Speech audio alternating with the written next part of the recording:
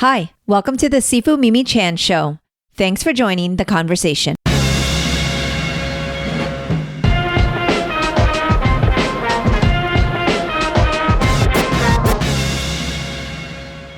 At the Wah Lum Temple, Chinese martial arts is not just about fighting, it's about becoming a better human. This week on the podcast, Oscar and I dive into the philosophy behind how and why we train. At the heart of our teaching is a belief in respect, humility, kindness, and the pursuit of becoming 1% better every day. As children of immigrant parents who came to the US seeking the American dream, we discuss how martial arts can reflect the best of American values, opportunity, discipline, and the responsibility to build a better future for the next generation. We also talk about tradition, why we light incense, why we bow, and how honoring our teachers and elders helps us understand where we come from and where we're going. As instructors, we strive to pay it forward every day, and our greatest hope is that our students carry these values into their everyday lives and community. Tune into this episode as we explore what it means to lead, grow, and give through Chinese martial arts. I enjoy these conversations, and I hope you have too. If you have, please rate my podcast on your platform of choice and share it with others. Anyone, your sibling, your mom, your dad, your cousin, your friend, share it with one person. That would be really great. And if you really love the podcast, you can support with a donation to help keep it going, as well as support the work I do. You can become a patron of the show by visiting my website or patreon.com/SifuMimiChan. For comments or suggestions, reach out on social media at SifuMimiChan.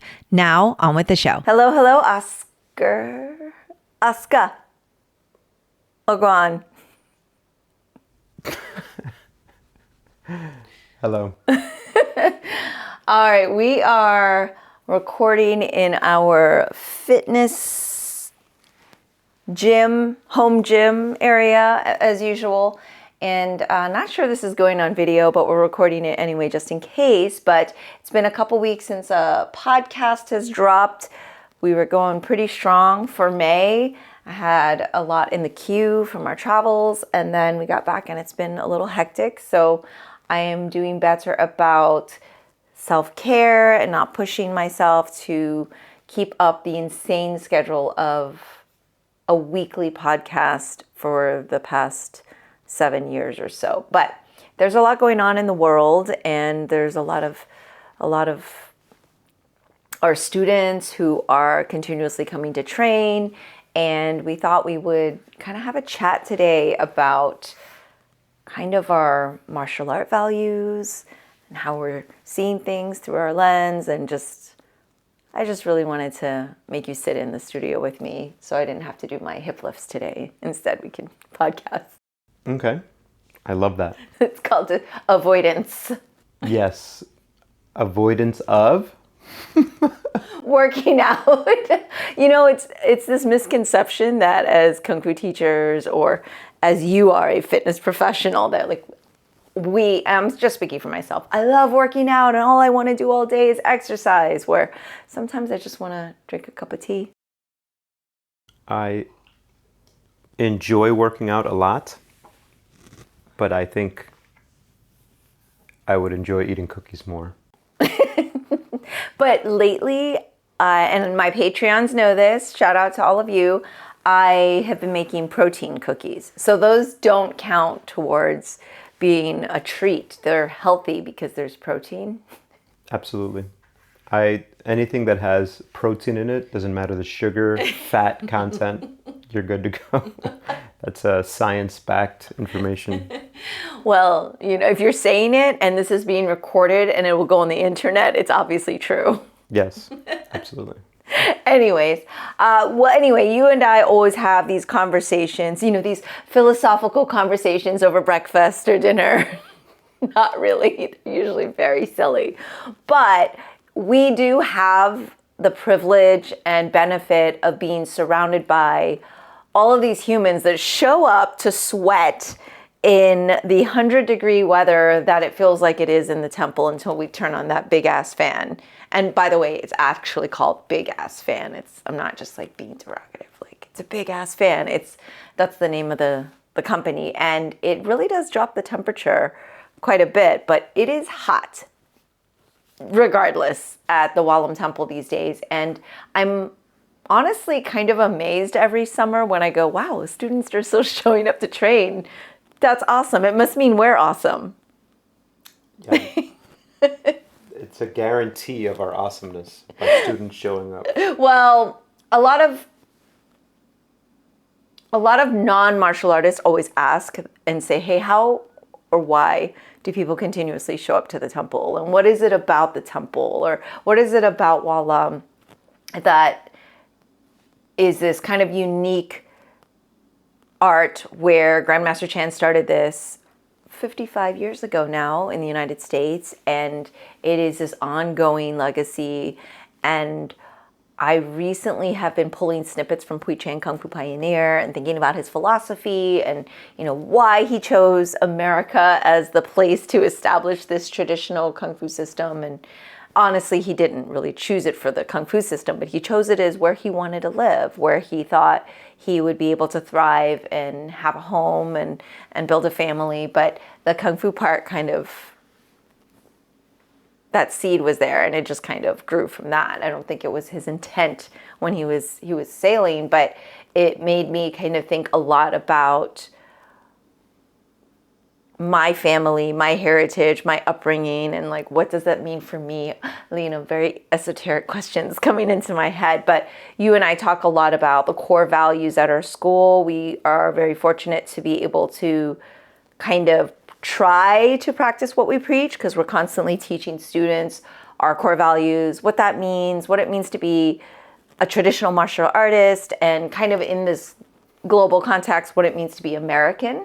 And you and I are kind of always kind of discussing these type of things. So yeah, I was thinking while you were saying that I would start with, as we've said before, but then I realized that probably extremely rare that people have listened to a lot of our conversations, right? Or remember them.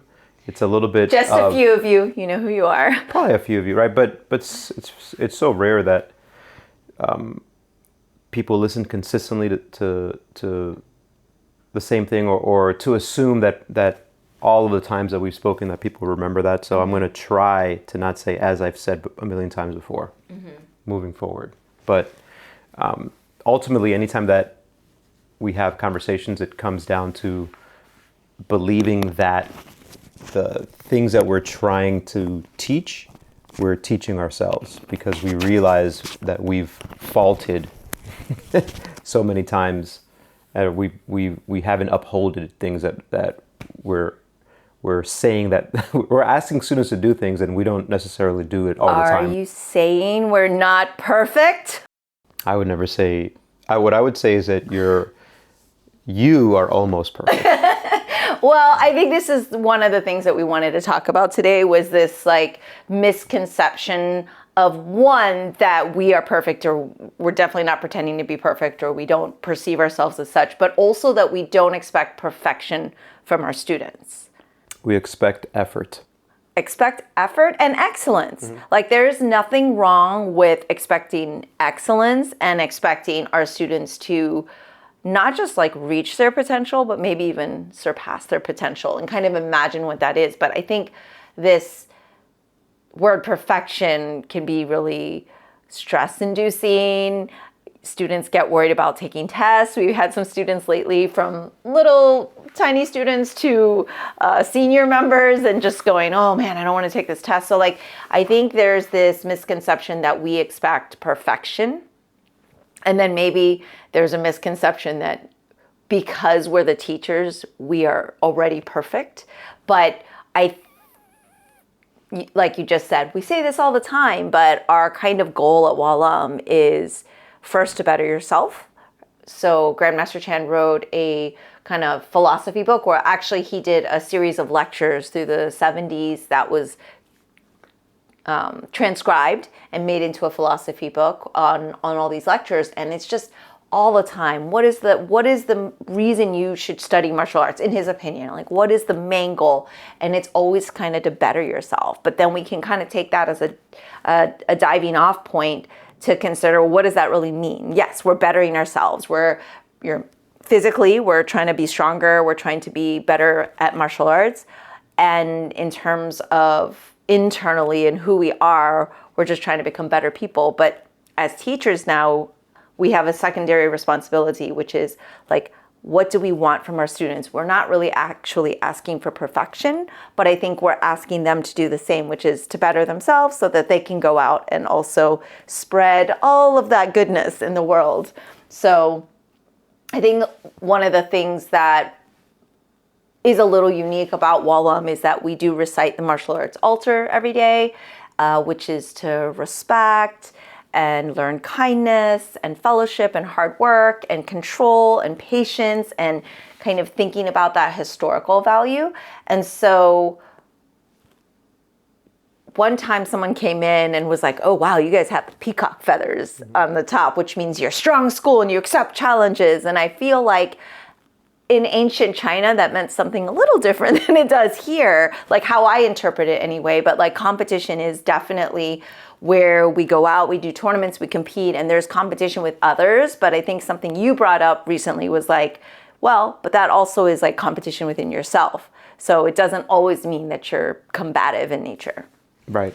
Yeah. I remember that gentleman who came in and said, oh, you guys throw down like that. And the thing is, this guy, have you ever seen Friday, the old movie? He was built like Debo. Like Debo? Just like, and I'm like, yeah. And I was like, I said, I wouldn't really throw down like that, if you catch my drift. But I think it would be, to that point, disingenuous or unrealistic to say, yep, come on in, we're going to close the doors and battle anyone who comes in. It's just crazy. Or come outside and someone like jumps up and takes the sign from the top of the school and like breaks it and be like, I challenge you to a fight. Yeah, it makes for a great movie or TV show, but you don't want to end up in any kind of jail or incarcerated. Not fun. So there's that part, but the competition part, I think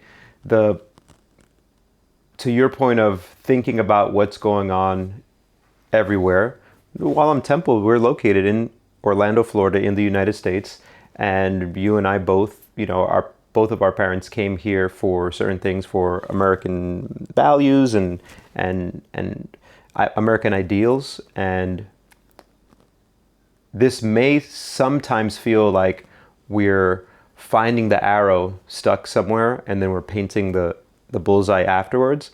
But the truth is that a lot of the values that we instill through Wah Lum are American ideals and American values of decency and respect and honoring and competition, right? Healthy competition, but also looking at being this united front, as a school, and looking around and saying, oh, we have all of these really diverse students, all different types of ages and backgrounds and their own philosophies, everything that they bring into it. So whenever we look at the microcosm of Wah Lum, it is a microcosm of the United States. And so in the same way that we try to instill these martial arts values and fail ourselves to always uphold them all the time, that doesn't mean we shouldn't keep trying. And I think it's the same way that if we truly believe in whatever our American ideals and American values, even if we're failing, we should still try to work towards implementing them. Yeah, I definitely agree. One of the things I think people know is, of course, like, why did Grandmaster Chan come here? And I think even why did Simo Suzy come here? Because there's a documentary on it. And so it makes it super easy to kind of dissect that, and people have heard about it and whatnot. But I think people maybe don't know about your family. And so it's interesting, as you and I are at a certain age where I consider my parents to be, of an elderly generation, but they're very spirited and very still very full of spirit. But you start to listen to stories more from the grandparent generation, right? You start to go, hey, so what was it like growing up, et cetera, et cetera. So when I think about why my father came here and why my mom came here, they're very similar, right? So opportunity, because the countries they were coming from, there was an opportunity, or there was literally something they needed to kind of get. My dad was escaping, to get over to America and build something meaningful, having freedom, literally.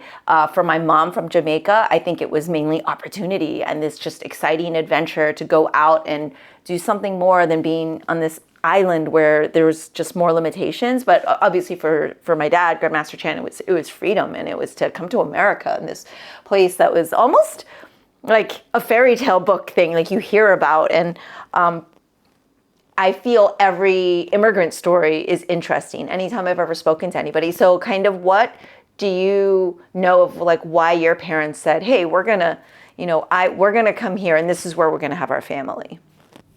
I don't know much, actually. And it's my fault, I think, in my family, but particularly me, I don't ask a lot of those questions. I don't go to my mom and say, hey, so why did you decide to come here? But like, for example, every Sunday, my mom comes here and we walk around the neighborhood and we just talk more about conversations that come up are more like, oh, you know what? I remember, she'll say something like, I remember when I was young in the Dominican Republic and I climbed up this mango tree with my friend and this crazy old drunk guy came by and we threw a mango on his head and felt bad about it, and he was like, what the heck's happening? Where are these mangoes? Why are these mangoes? Things like that. Or the other day we were walking and when I walk with her, I can't just walk straight. I have to sometimes walk backwards, or I walk on the edge of the curb balancing. And then she says, when I was young, I would walk like this. And she started walking in this zigzag pattern. So those are the type of things that I'm interested in, but I still don't, I guess it's just not in my style always to ask good questions. Yeah. And I would freely admit, I think that's a fault of mine, not being good at being super curious about other people. I'm really curious about life. Like, I'm curious about a lot of things, but a lot of times when I am speaking with people, I have to intentionally be curious. So, and I haven't intentionally been curious and asked my parents specifically, hey, why did you decide to come here? I just assume. It's for a better life, because from both of their sides, they came from really, really poor backgrounds in the Dominican Republic and moved here, right? So were family members already here, or were your So this is if ever any of my cousins, on my uncle's, my dad's side, especially the female cousins, they'd be like, I can't believe that Oscar doesn't know this, because I remember we would have conversations and I asked something, I don't even remember what it was, and they were like, seriously, you don't know that? Something about like someone who I thought was my aunt, like literally my dad's blood sister. They're like, no, that's not really his sister. That's like a cousin who ended up living there. You didn't know this. So basically, listeners, so Oscar was probably eating voraciously when these conversations were happening, or reading. Yeah, I mean, I don't know. It's like I said, I don't think of this as a positive thing. It probably is something that I need to work on, which is being more curious and inquisitive about the reasons why people did the things that they did. But I believe that my grandfather came here first. Okay. And then he was working like as a busboy or something. Yeah. And he was saving as much money as he could, and then he brought my dad and his siblings. Yeah. And my grandma. And on my mom's side, I'm not sure. I think what's really interesting about our Wah Lum system as a traditional Chinese martial arts system is we're upholding this heritage and culture and the philosophies, and we're like holding on to all of these things and trying to pass them forward and teach them. But at the same time, I feel like it is very uniquely American, because my father always has on the shirts, Wah Lum Kung Fu of USA. Like, it's a very specific, I guess branding is the right word, but it's a very specific message that he always wanted to be identified as an American. Like, it was a very proud moment when they both became citizens, and they're like, no, this is the country we choose to be a part of, while still upholding culture, heritage, tradition, and identity. And I think that is something that we all struggle with. But what's interesting is at the Wah Lum Temple itself, and many of our other Wah Lum schools, there is. It's just a huge, diverse student body where you've got ages, you've got different backgrounds, and you're always hearing all these different things. But I think what's fascinating is the parallels, like you said, between the values of why immigrants have come here, like our parents, or why we choose to be here is very in line with a lot of our martial arts values. I think there's a misconception about martial artists, or especially in Wah Lum, we are very much also a performance art. Like there's a big part of our style that thrives on lion dances and performing different artistic interpretations of shows and showcases and kind of sharing the art in that way. And I think people kind of think, oh, maybe that means we're there to show off as martial artists, or that's the goal.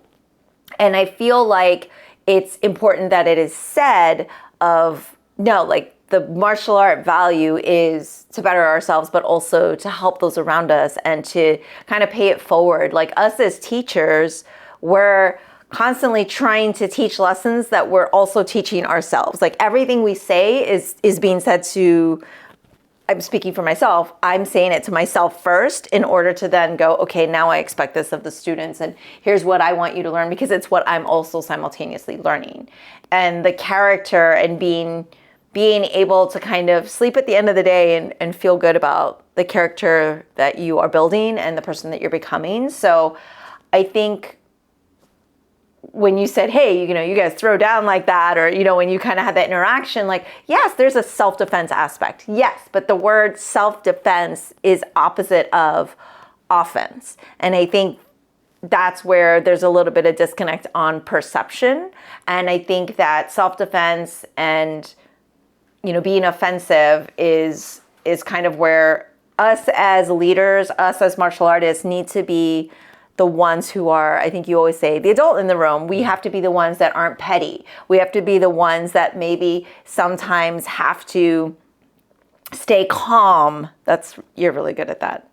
I'm not as good at staying calm, but staying calm. And we talk about rooting in martial arts, which is where you literally imagine yourself to be a tree and the roots go into the ground and you ground yourself, and being grounded and rooted and just we're the ones that have to kind of embody those characteristics. And to embody those characteristics and to be a true martial artist is to be the adult in the room, to be calm and not to escalate situations. And I think you often say, yeah, we're there to actually de-escalate situations. We actually saw Grandmaster Chan de-escalate all the time, millions of times. Yeah, so part of it is I actually, when you're practicing Kung Fu or Tai Chi, but I love the martial art intention, and sometimes that intention is violent movement. Very violent movement. And an aggressive movement.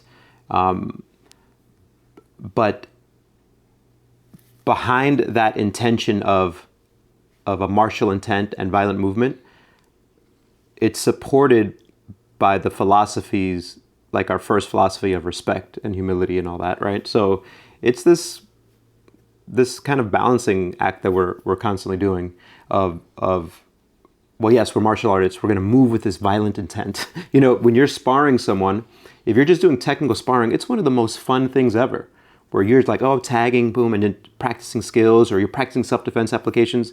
It can not only be where you're like, wow, this could be turned into this violent movement, but also extremely fun, as long as behind all of that, there's this respect part.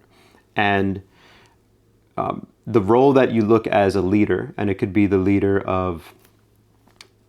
because you're an instructor at a school, a leader because you lead a business, because you lead a country, for whatever it is. A lot of times those leaders are not called upon to become, I'm going to end this fight with violence. They're called upon to be like, oh, I'm actually the grown-up and the adult in the room, and I'm going to de-escalate. And that de-escalation is a huge strength. To use your father as an example, he would always say stuff like that. Real martial artists, you don't seek to fight. You seek to end things in a calm way, clarity, control. And I think this world, unfortunately, right now is rewarding loudness, like who's the loudest. And that's unfortunate, but in our own little world of Wah Lum, we can continue to say, no, we're going to build leaders that lead with a little bit more of a grounded leadership, and more centered, and more with this basis of respect and humility. But when it comes down to it, you can turn the switch, right? You have the training to say, okay, now is the time for this.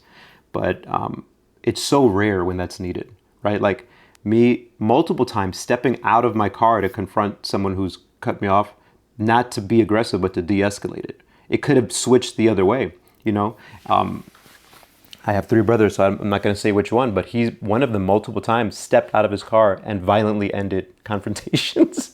And he always regretted it, always. There's never been a time that he's been happy about what that situation was when you end a confrontation violently, because you know deep down inside that wasn't the right way to do it, right?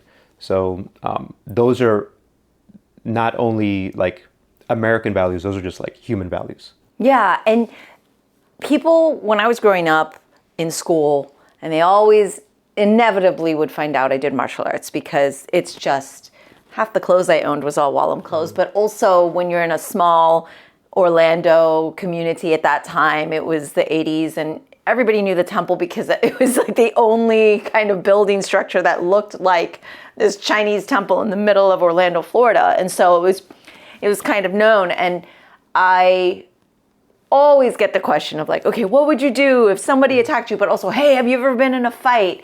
And it's interesting because I know that this was my answer, but I also know it's because I heard my father say these type of things all the time in a philosophical way. Like, to be a martial artist is to have ability and never have to really be able to implement it. Like, your self-defense should be avoiding a fight. You should be able to avoid the confrontation or the fight and de-escalate. He would always say, like, hey, how do you avoid it? How do you win a fight? And it's like, well, you avoid the fight. You avoid getting into the conflict. And so, but then the self-defense part is, no, if someone is attacking you, you have a right to make sure that you have the ability to keep your family safe, etc. But you're right, it's such a different kind of philosophy from like, we're here, we're going to be the loudest person in the room, and we're going to be aggressive and intimidating and bullying, and those are the opposite of martial art values. Like, we literally have some classes where we're like, okay, today's the anti-bullying for the kids, and honestly we should probably do it for the adults so that they know how to deal with bullies, and so that they then recognize, am I being a bully? Am I being intimidating and trying to have power over others? And so I think that it's essential for us to kind of draw those parallels, because as martial artists, we have a responsibility to be, like you said, the adult in the room, but also to kind of live by a certain code.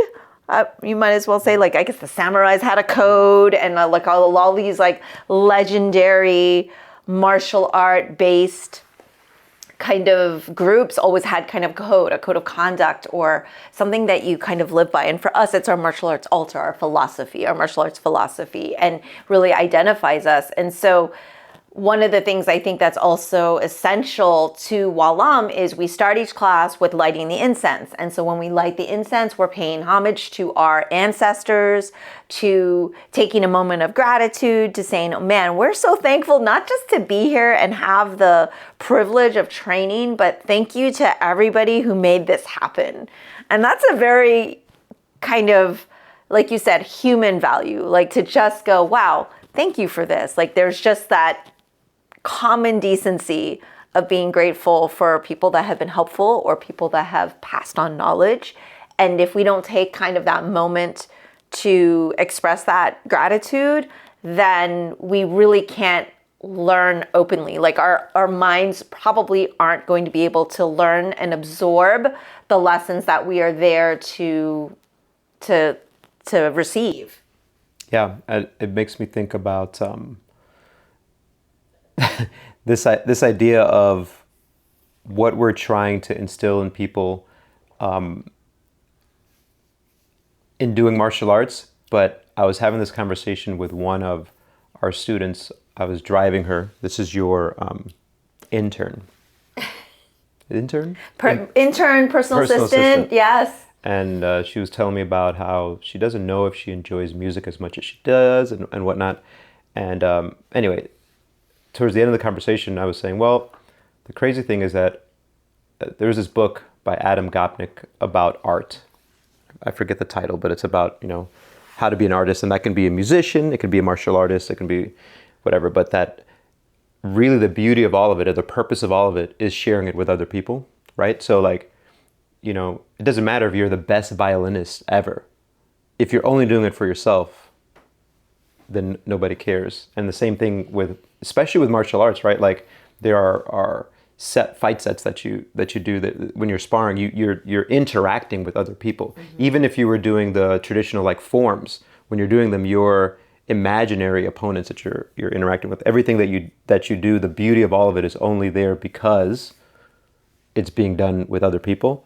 And when we look at, unfortunately, the type of things, it's almost like we're going backwards with what is sometimes being promoted. Like I said, the loudness being promoted. And as much as me as a young boy loved growing up and watching these shows of strength that like the early 1980s showed, the quote, which is, what is best in life? To crush your enemies, to drive them before you, and to hear the lamentations of their women. That's Conan the Barbarian. Right? Like, I love that but that's really not the way like we should be living our lives. And I think unfortunately, sometimes leadership is being shown that way now. Like in the 80s, it's like, oh, what's show the biggest muscles, right? And now we're in 2025 and it's like, so you're saying Rambo draw first blood isn't probably the best philosophy? No, I mean, listen, I think I love those movies and I rewatched them. I watched them so many times. I'm not saying that there's not value there. I'm saying if you then build your entire philosophy around that, you might have some problems. You might have some problems. But I think because a lot of young men too are being isolated and staying inside their computers or their phones, and then they're being fed whatever algorithm feeds them. This is what masculinity is. If they're not exposed to, no, really what it's all about is being able to interact with people, other men, other women, other people of all different backgrounds, and like being like, let's do things together, right? Yes. To all like better ourselves. But I think that, I could be wrong, right? I think that there's probably too much of the voices of like, no, you need to be like Arnold Schwarzenegger in Commando. No tears, Oscar, and no yelling, no emotion. Be stoic. Yeah, I mean, that's something that my dad instilled in us. And my dad had a ton of great things that he instilled in us. Like he was, I would say, the adult in the room that came in and de-escalated. The calming. You mean four boys who were barely a year apart and were like wreaking havoc? But also they needed an adult. But also he was, do not show any emotion. Yes. And so you have to balance things out, right? And all of us, we work with the skills that we have, and we do the best that we can that we have. So I don't look back and go, thanks, Dad. this was wrong for you to do that. I look back and go, man, I really am lucky that I actually had a father who was there to take care of me. And right? I think also though, no one does everything right. We talked earlier in this episode about perfection. There's no perfect parenting. There's no perfect being a child or a teenager or an adult human. There's no perfection there. And so whatever lessons we have, whether something was taught to us incorrectly or correctly, we have a chance to course correct. We have a chance to reflect on a situation or an upbringing or a philosophy that we learned. And then we have, as more information comes to us, go, well, was this right or was this wrong? Is this, or it could have been right for the time and wrong for this time. Like with time, things change and situations change. So we have to be adaptable. We have to be flexible. We have to be able to know that tradition doesn't just mean we have to do something because that's the way it's always been done and there's no room for any variance of that. Tradition means we're upholding values like respect and humility and kindness and fellowship and hard work, and those values don't have to change. The values, but how we get there can change. The approach to teaching, the approach to training can change. So I feel like people get stuck with, well, I hate tradition because that's being stuck in the old ways and there's no room for evolving. And I think there's a misconception of, well, we're a traditional Chinese martial arts system. And while we uphold the values and the core of what that is, we can also be flexible and adapt and learn new ways of teaching and coaching and cueing and being better communicators, but while still saying, hey, this is a traditional martial arts system, so there are things that we expect. And there are values that we don't want to throw out the window, because if we throw everything out the window, Throw the baby out with the bathwater. that's right, then everything is gone, right? And so there's no integrity. So I think that we often forget that, yes, we're a traditional Chinese martial arts system. What does that mean? And does that mean we're rigid?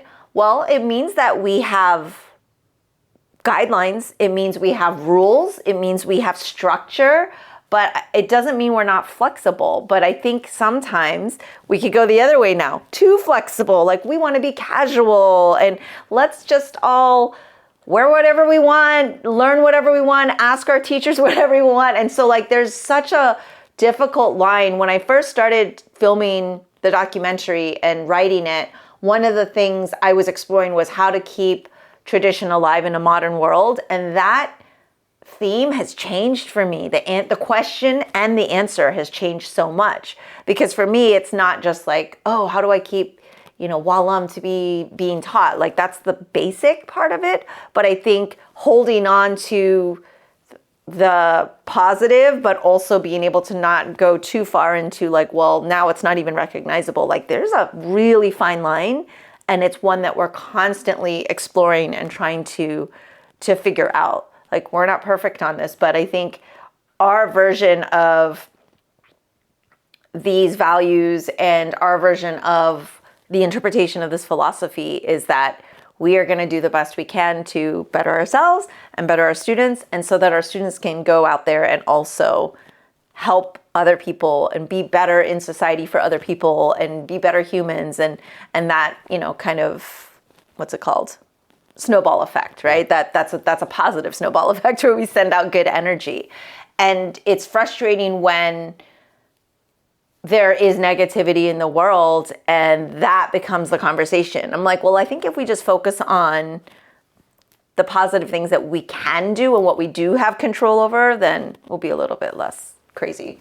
I don't know if I'm a good listener, because you're saying all these things and I had like 20 different thoughts.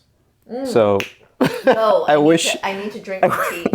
First, I think if you look at a lot of the problems that we have in America or the world where people are divisive, we just need to all watch the early 1980s movie Shaolin versus Wu-Tang. Because let me tell you what happens in Shaolin versus Wu-Tang, okay?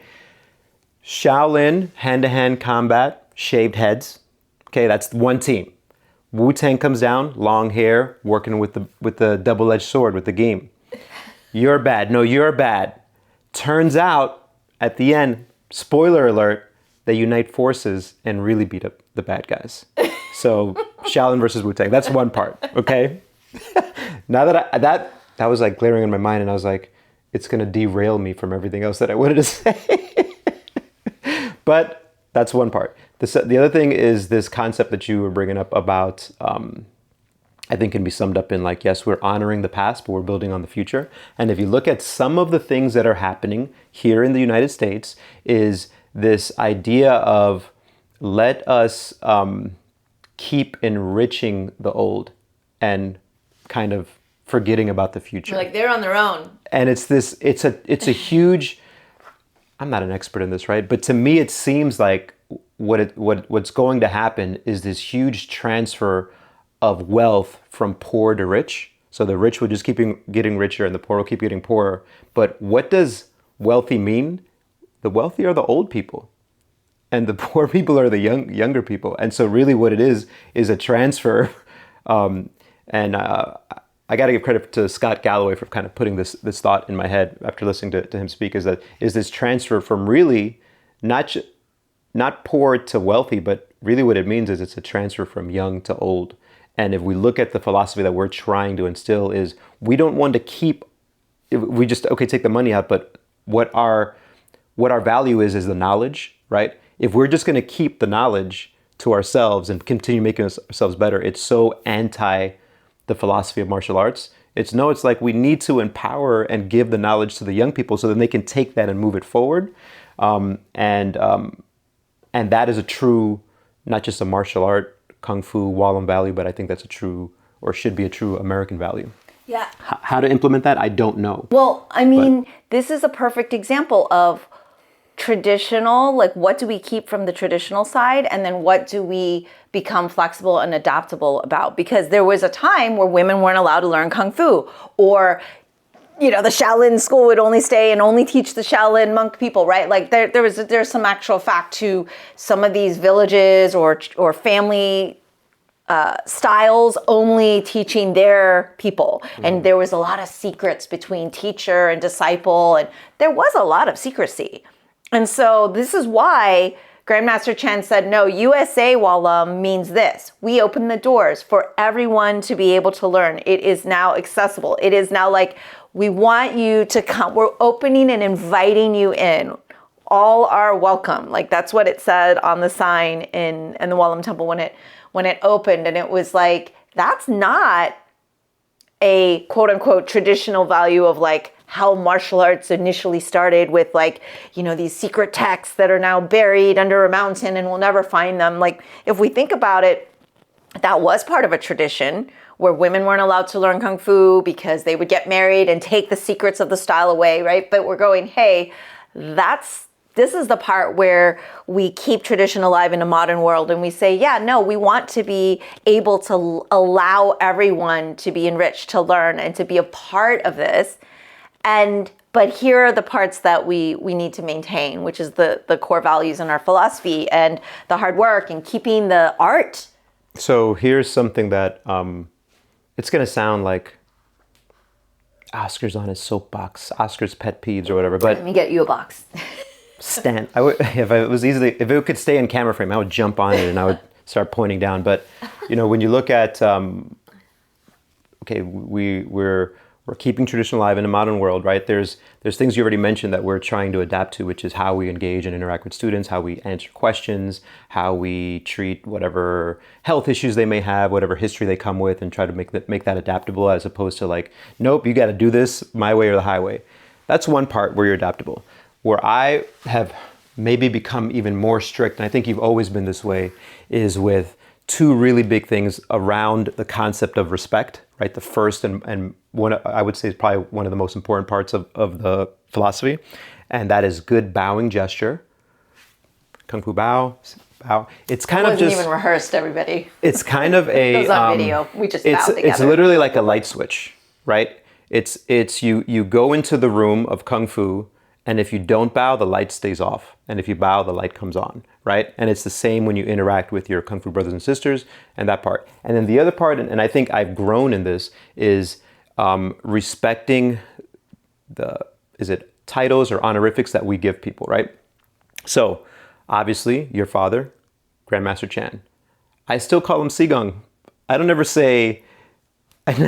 I would never call him Poi. That's crazy. I'm always like, oh yeah, Father. Sigong. One of my cousins always goes, Oscar, have you talked to Father? Right.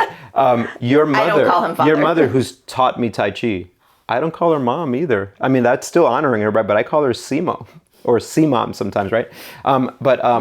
Or Sifu. Like when you and I are in the school, I address you as Sifu Mimi.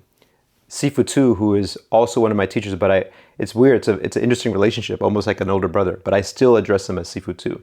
My Kung Fu brothers who have come up and been honored as trained and became Sifu Jason, Sifu Mike now at the school, I address them that way. So something that I've noticed that is, maybe it's triggering for me, right, is if I'm having a conversation with a student and they refer to you as Mimi, or they refer to Sifu 2 as 2, or God forbid it's happened, unfortunately, a lot of Tai Chi students refer to your mom as Susie. I immediately go, you're not a serious student. I don't tell them that to their face. I'm like, okay, cool, I'm still nice and respectful. Noted. But No in my mind, serious column of students. And I told you this already before, and you kind of laughed, like, this is the correlation you're making, but the TV show Succession, okay, which is quick seg, fantastic show about horrible people, dark about horrible people, but wow, what a fantastic show. So the patriarch of the show, Logan Roy, is a horrible human being. Horrible human being.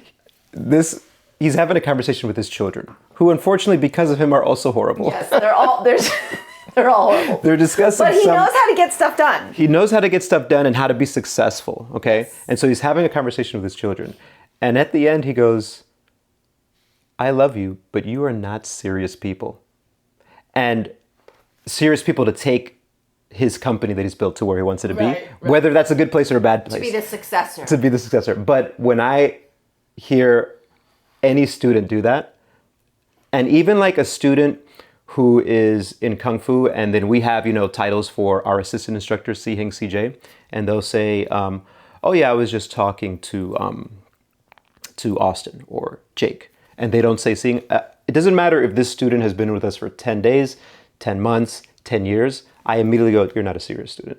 In my mind, and the thing is, I will still coach them up, train them, treat them with respect. But in my mind, that light switch, in the same way that by me bowing and by me saying, like to your father, Sigong, Josan, and bowing every time that I see him, and that light switch goes on, when a student of ours, doesn't honor that part, a light switch goes off for me and that student. We're like, okay, they're not serious. But you also correct it. I correct it, but it's because I don't just shut it off. It's like, oh, they're not serious yet. I do kind of think that because I also have grown into this idea. Cultural too, and it's right? A cultural so thing. I think what people get confused about, oh, you're asking me to call you like the master or whatever. But it's kind of like, correct me if I'm wrong, we've been out of school for a while, but students don't call their teachers by their first name.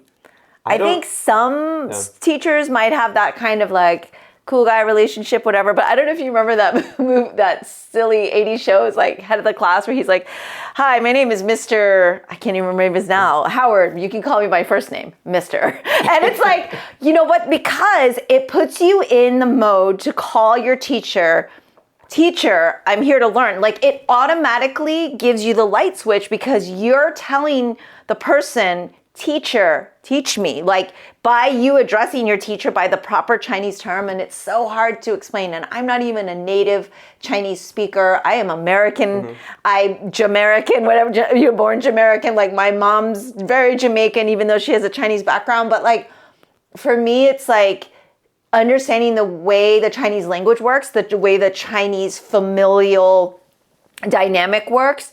You would never call your grandparent by their main name. You also have to call them by like the paternal side, the maternal side, proper title. It's not about like kowtowing and making someone feel like they're on this pedestal. It is just such a gesture of respect, but also it puts you in like, I am here to learn now. I am open to learning. My brain is turned on. My heart is open to learning, and I am humble. I have humility. So when you address your teacher by their proper title, quote unquote, I think that's just the wrong word for it. I think if you just address your Siheng, your older Kung Fu brother, your Sijie, your older Kung Fu sister, your Sifu, which is almost like a parent, a teacher, a mentor, you're like, I'm here to learn from you. That's what you're saying. When you bow, you're not like I said, like, oh, you're so mighty and you're the king and my head has to be below you and it's some kind of power trip.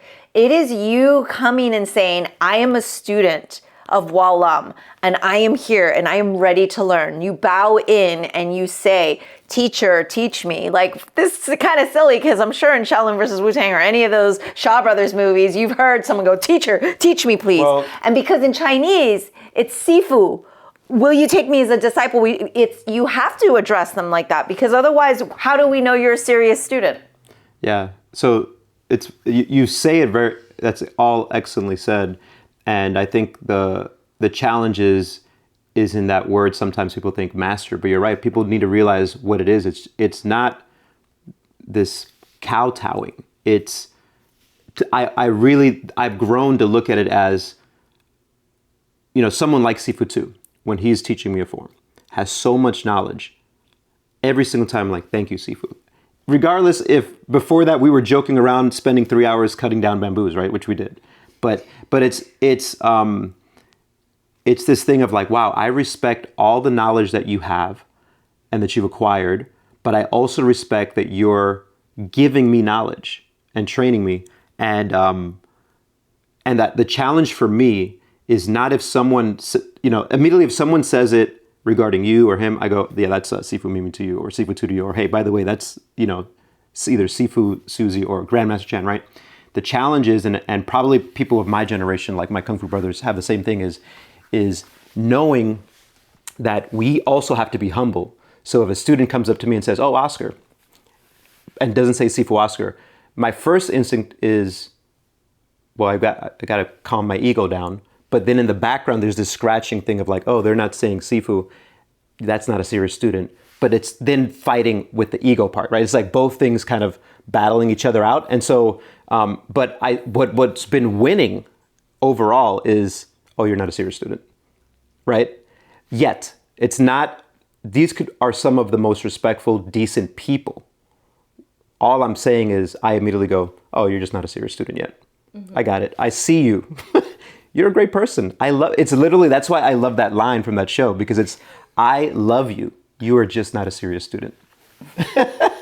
So this also, I think our listeners anyway kind of can understand and I really hope my youngsters are listening to this, because I'm sure they're cringing, they're like thinking about addressing their instructors by their first name only, because we have had the time to properly train them and introduce them and explain it. It takes time to learn a culture and to understand it and to recognize. One of my parents of one of the little Mantis kids, the 5-year-olds, how do you get these teenagers to show up to Kung Fu? Are they here every day? She's so curious, because of course it's sometimes dragging your child into Kung Fu or whatever sport or whatever music class. It's like such challenge. And like, how do you get people to want to do this? And it's like, actually, if you are trying to become a better human and you're actually genuinely trying to make them better humans, and you're giving so much energy and effort to taking the time to share,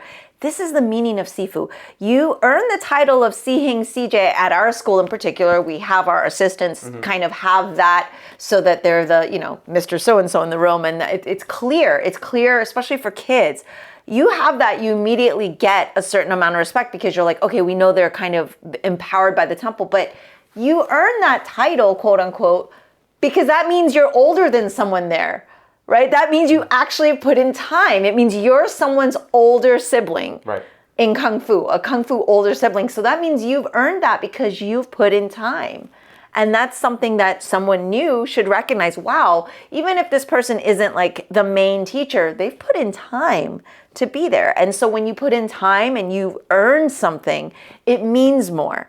And to earn the Sifu title in Wah Lum, to earn a Sifu, to be able to say Sifu before your name is quite a journey. It is not an easy thing. You cannot come in and pay for the black belt program, not to disparage other styles that maybe do this, but there is no shortcut to becoming a Wah Lum Sifu.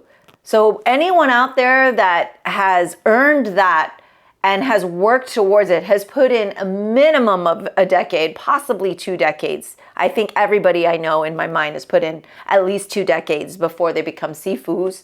And then it's even more of a journey after that. And then it's like starting over. Yeah. And we were just talking to my Kung Fu brothers, Sifu Leroy is like, oh, I've been in this for like 40 years, but I still feel like the baby in the room. And you start to look around and you go, oh, wait, there's so many younger Sifus and things like that. But if you can keep the mindset of always thinking you're the young one in the room because you have more to learn, you're always going to be in the right place. And another misconception in how do we how do we walk this fine line of keeping tradition alive in a modern world?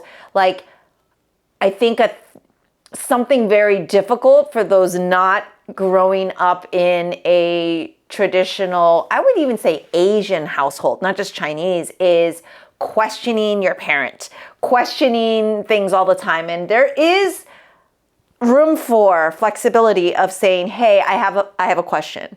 But then the part that is traditional is Grandmaster Chan always says you need to research. Now, don't take this as go onto YouTube and start watching all these videos of all these quote unquote experts. I will tell you what, I don't see very many grandmasters on YouTube teaching all their traditional, not real grandmasters, teaching their style or like just giving away all of their years of knowledge because they want serious students. They don't want virtual fans or students or people out there that are just, unfortunately maybe don't have access, but they want serious students. Traditional martial artists really want serious students, which means you show up. You show up to the temple, you show up to your school, you show up and you do the work. Like that is something that's kind of instilled. So he always says you research, meaning you spend hours practicing on your own. We never asked questions growing up in the classroom. I mean, there's, like a little room for growth, right? A little room for like making sure we don't injure ourselves or do something wrong. But 90, maybe more percent of the time, if we actually just kept doing the work, that question, that quote unquote shortcut would have been answered through the work.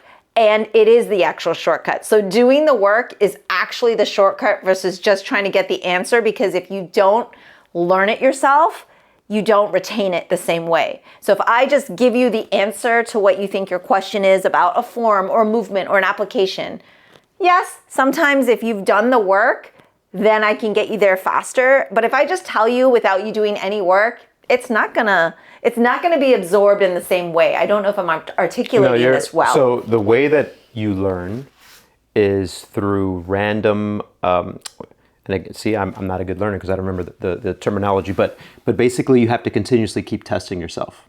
So there is instant recall. Instant recall is huge. And so there are certain parts of my martial arts training that I think I've gotten good at. And then there's certain parts that are really lacking. And the reason is because of my relationship with you, with Sifu 2, a lot of times I do ask you questions. I try not to do it as much anymore, but let's say even 5 years ago, 10 years ago, I would continuously ask questions and get the answer that I was looking for. And I should have been researching it on my own and then come back and say, hey, is this what the answer is? Right? As opposed to, hey, what is the answer? And I think we need to reframe research for our listeners, because that's probably my dad's translation, not working out. Research means practice. So, it means practice and discover yourself. Yes. Practice, discover your limitations. Practice and discover your strengths. Practice and discover you, your body, who you are. Those of you who are always getting injured out there, the reason you do is because you haven't put in the numbers to be able to say, hey, here's what I should be doing. Here's where I've moved wrong, and now I know not to do that, right? You just go.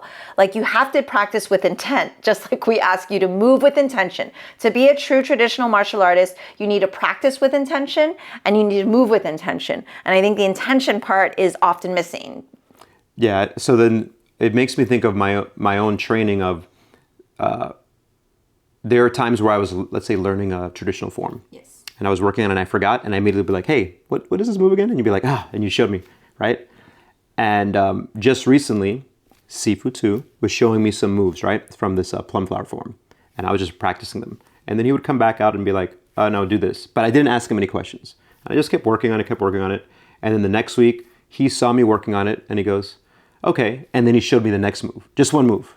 And that is the very traditional way of doing it. Yeah, which is because we've seen you put the work in and now we feel you're ready. And seeing you kind of working it out and also fail, right? And go, nope, that's not right. And the thing about it is, this is where I think our pendulum keeps swinging, right? But it always has to keep coming back, is in our effort as instructors and new instructors to be better for the students, we may have overcorrected by over-explaining and over-answering and finding the right phrasing for all of these thoughts that you just, and ideas that you just said, is of like, no, you've got to just keep working on it. Like, I had this conversation with one of our students the other day, and I was like, This is crazy, the amount of questions we're getting. Like, your generation, for you, Sifu 2, like that generation, I always ask, like, how many times did you ask Master Chan a question? And it's like, there's never an answer. It's only wide eyes. What? No, we just had to keep working. When we went to the Shaolin Temple and learned this traditional Shaolin form, this amazing martial artist was showing it to us. And then he was like, let me show you the application. And he showed the application and he goes, now, that application, it's me, my research. I just kept practicing, kept thinking about it. My Sifu never taught me this part. And I always remember that because that means that he was trained the traditional way. Here, follow along, do this. Okay, practice. We've learned from other people that weren't as good.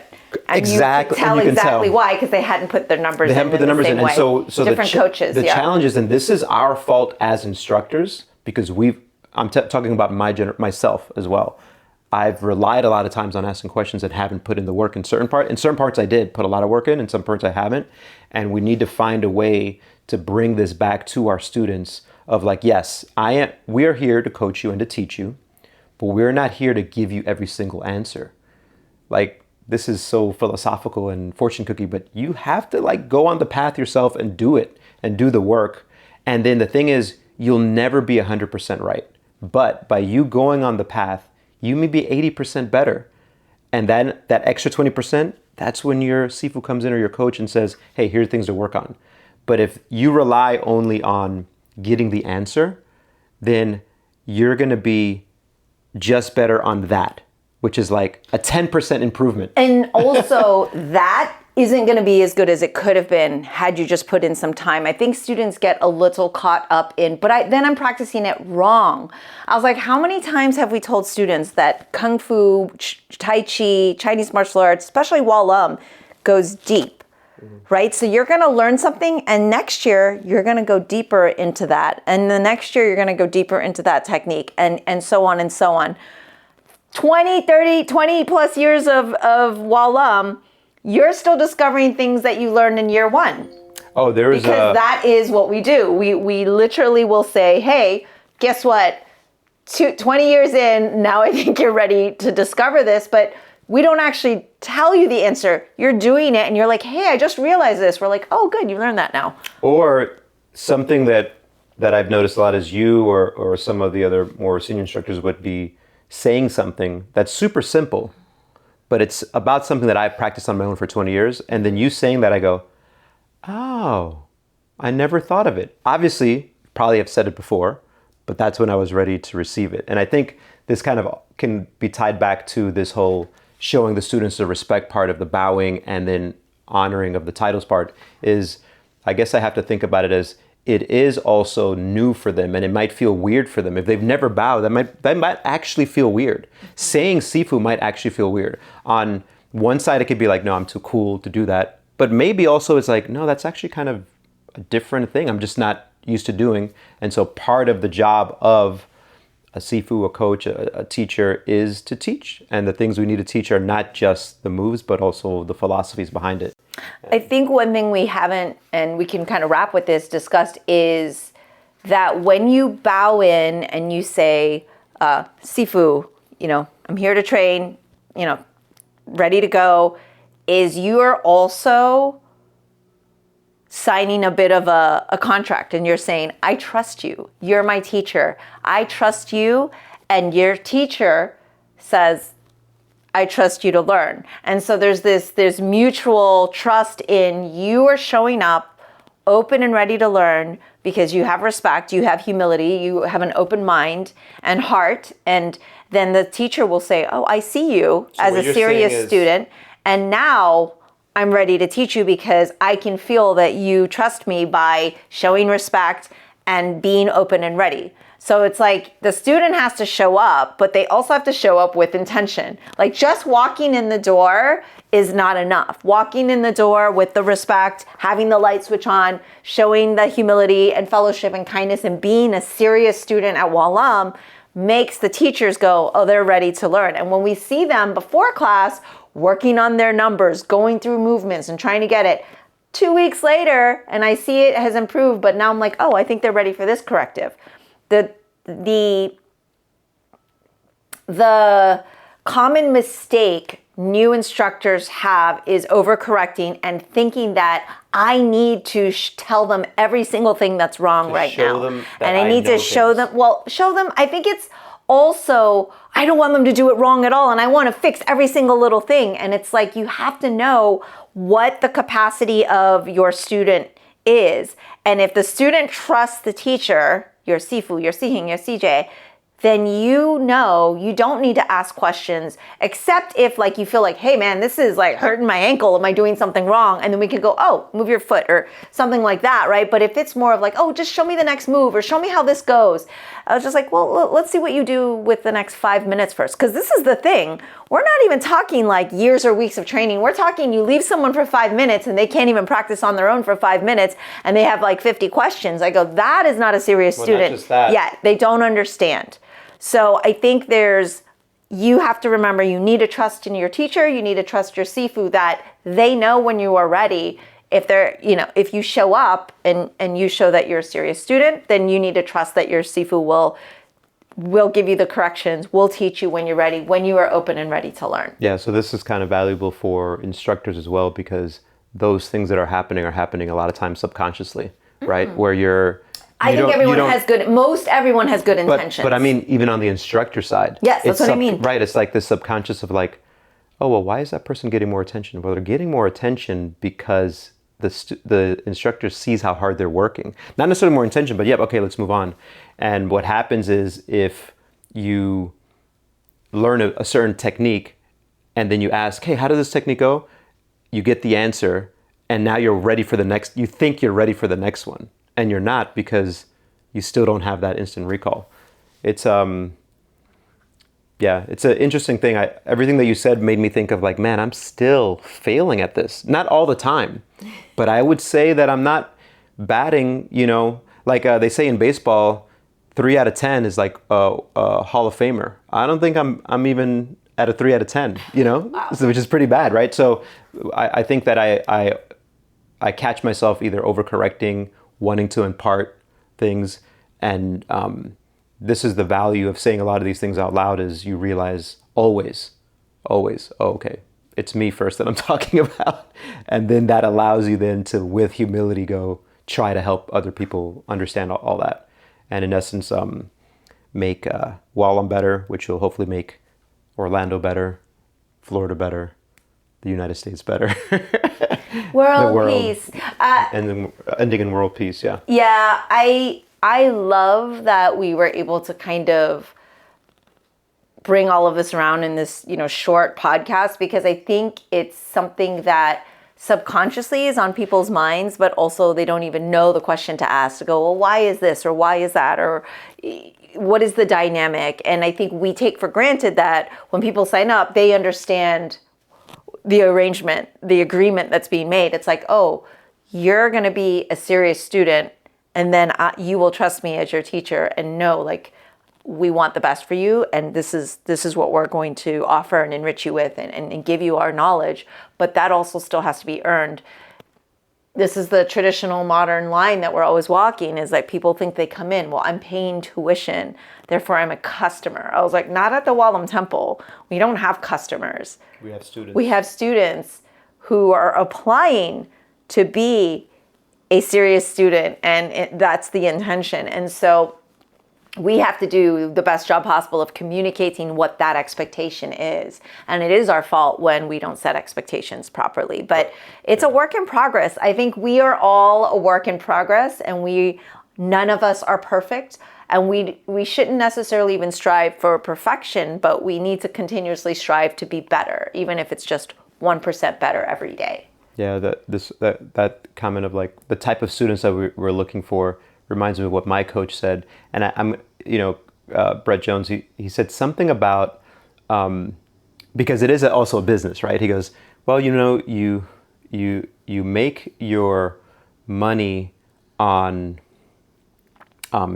showing certain things, or you start your thing on showing certain things, but then you make the money on the corrections. It was something to that effect, but what it makes me think of really more is we still have a lot of students who are where we want them to be exposed, right? So we're going to have a huge probably percentage of students that we want them to be exposed to it, but it probably is always going to be a smaller percentage of students who are actually serious. And we also have to be okay with that. So the thing I'm saying here is that we're happy to have all of the students. We want you to come in with the intention of being serious, but we also have to realize, like, not all of them are going to be. It's like a funnel. Now, if any Wah Lum students are actually listening, they're like, dang it, challenge accepted, peacock feathers open, I'm going to be the serious student. I'm not, and they're all going to come up, Sifu Oscar, am I a serious student? Am I the one you were talking about on this podcast? I would be crazy to assume that more than 2 or 3 of our students listen to this. So I don't think anyone's going to come up to me. Put it in the newsletter. Oh yeah, they don't read that. They don't read that. So I guess what I'm saying is even after all this, is I have to also realize that it is a funnel, right? Like, we want to expose as many people to it, but to be serious takes so much time and dedication. There's so many distractions that we also have to realize that, realistically, the serious ones will be less than the masses. Ideally, it wouldn't be, but that's just the way it is. And I think this philosophy of Grandmaster Chan's, which is, if there's one person that is in the crowd you're performing for, or 1 million or 1,000 or 10,000, you still give 100%. You still give the best performance of your life. If there's 3 students in class, or 30 students in class, or 50 students in class, you still go up there and you give a good class. You still give with the same intention that you would, because literally that one person can be impacted and can therefore then go out and continue sharing the good energy and the good philosophy and being better, and then being better in society, and also kind of paying it forward. Like what we're doing, like you said earlier about, hey, if we were just going to be greedy with our knowledge, then I'm just going to die with, not that I have all this knowledge, but I'm just going to be like, well, no one's going to learn all of this then. But it still has to be earned, right? So, but the point is for future generations.